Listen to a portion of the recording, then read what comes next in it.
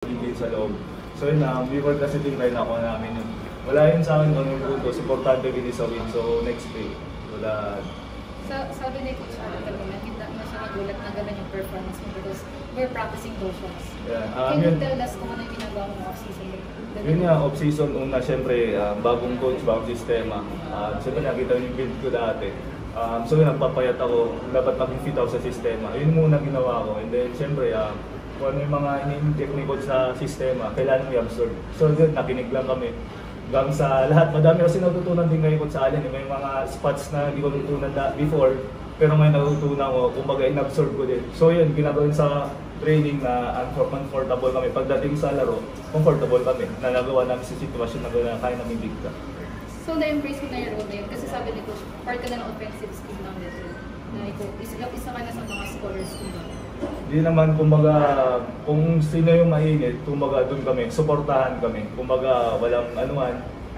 Anyone can shoot naman eh. Anyone can be the leader din. Kumbaga, vocal lang. Kasi kailangan may role model ako yung team captain. So hindi lang din about score, yung paano mag-guide sa mga kasama mo. About few months ago, napatunayan mo na kaya mong infiltrate yung pro. Ito sa PBA, pero ngayon bumabalik ka dito sa collegiate. Gano'ng kataas yung moral mo na ito, iti-take mo yung last year mo sa collegiate, and ayun, ano ba yung nag-motivate sa'yo to make that decision? Siyempre, yung motivate sa akin from last year, gusto namin mga back on track, balik yung legacy sa Letran. So yun, hindi ko nagsisimula. So yung sa PBA, after muna yun, ito muna. Kasi kung ito magdidikta kung ano yung gano'n sa future. So kung anong present, yun muna yung isipin natin. Yun iniisip ko. Kung gawin muna ng paraan, kung may isipin yun, kasi dito ko eh. Yun yung importante.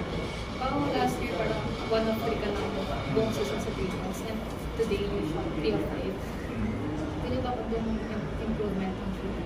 Siyempre yun, papasok yung consistency at determination na mag-extra ka palagi before and after practice. Siyempre, papasok din yung kumpiyansa ni coach sa'yo. Kumbaga, na-earn ko yun kumbaga sa kanya. Kasi ginagawa ko sa training, hindi mo malayo magawa sa laro, di ba? Basta gawin mo lang lahat sa training kasi yun yung mag-outcome sa laro. Nakatulong ba na meron kayo rin ng batak sa coaches? Yes, kasi mga guards namin, kumbaga, siya nagka-guide eh. May big man coach kami. Kumbaga si Coach Reyna sa pro, alam niya lahat. Kumbaga dito ako punta, siya rin nag-ayos sa mga guards namin. Ayun, laging tulong si Coach Reyna sa amin.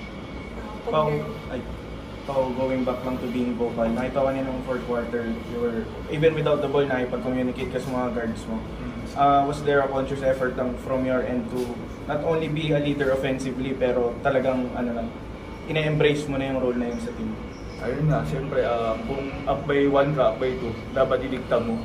Yung ginagawa na namin kanya, sabi ko sa guard namin, last 10 seconds ko yung matake. Tapos spread out para create ng space. So yun yung ginawa namin, tapos nakinig lang kami sa coaches namin kung ano dapat gawin namin sa system. Compared to your previous season, this time you played faster.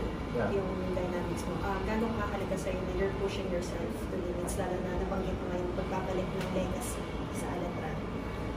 Siyempre, yung Letran kasi iba yung pag sinabing Letran, kumbaga yung basketball, level of basketball to the highest performance. Kaya yun yung binibigay namin, yung ini-eject ni Coach Allen sa amin.